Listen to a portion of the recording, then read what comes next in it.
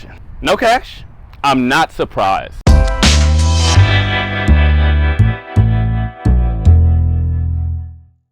Every day we're meeting more and more people who say they don't carry cash. They don't use cash. They use and they pay for everything these days with cards, with their phone, with digital contactless payment systems. But what if I were to tell you that this scenario is not only not surprising, it's predicted? You see, for those who don't know, the Bible predicts this exact scenario in what is arguably the most relevant prophecy of our times, the mark of the beast. You can read about it for yourself in Revelation chapter 13. In a nutshell, it says that in the future, people are going to need a mark in their hand or their head to buy or sell anything. And in the very next chapter, it promises that those who take this mark will face the unmitigated wrath of God. Now that is pretty scary. Now certainly, if this sort of biometric money has already been predicted in the Bible over 2,000 years ago, and we're starting to see the signs of its fruition in our very lifetime, it makes sense for us to start taking it seriously, right? And yet more and more Christians are doing the exact opposite. It's like the closer we get to the fulfillment of this prophecy, the more people are starting to discard the relevance of it altogether, and especially dismiss the need for us to prepare for it. You see, we rationalize our total ignorance around what the prophecy means and its implications for our lives.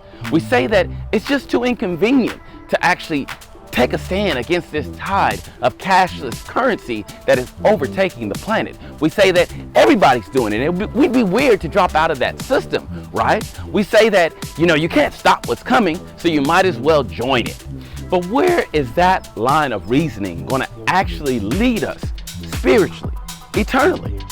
You see, if we really are serious about what the Bible warns around this prophecy, then it makes sense for those of us who believe it to start taking active steps to prepare even now, today, before it's too late.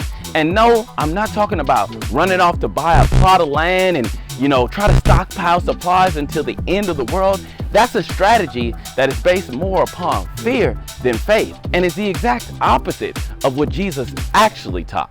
Instead, I'm talking about practical steps we can take, even today, to start preparing to live without this mark. I'm talking about things like using our time to serve God instead of money as a way of preparing to live without the mark.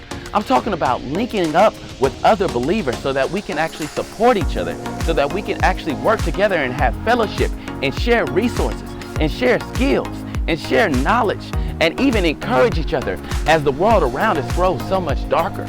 I'm talking about discussing and experimenting with alternative ways to see God's provision in real time. Not just the system route of using money to get our needs, but discovering other ways that God can provide for our food, that God can provide for our clothes and other needs without needing to depend on money.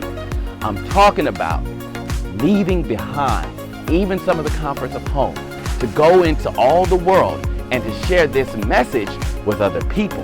These are the sorts of things that I would expect more believers to be interested in if they really want to live without the mark. And if that's something you're interested in, please do send an email to the address on the screen now. We're not saying you even have to join our particular group.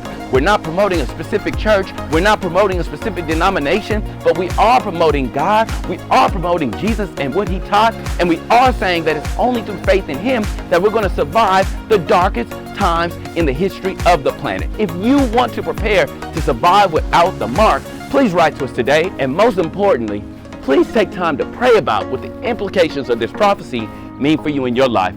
Thank you for watching, and God bless.